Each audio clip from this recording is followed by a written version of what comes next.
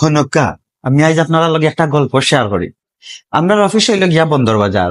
তো আমরা অফিসটা কি দেখলাম ইয়া নিচে গেছি, দেখি একজন হকারে খালি মাইকো উঠিয়া খর 100 টাকায় সারা লাইফ বইয়া খাই, 100 টাকায় সারা লাইফ বইয়া খাই। কয়েকবার মনোযোগ দিয়া শুনতে শুনতে আমি তো পুরা ফিদা হয়ে গেছি। কইলাম 100 টাকায় সারা লাইফ যদি বইয়া খাওয়া যায় তার তো কষ্ট করতাম কিতার লাগি।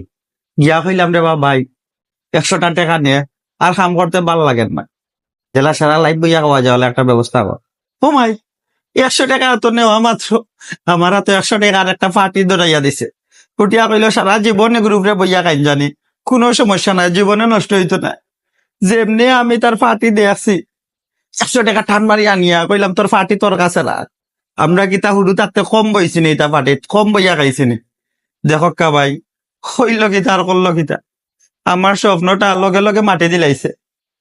যেও একটু তার কথা শুনিয়া একটু আশার আলো দেখলাম, শেষ, মিনিটের ভিতরে শেষ।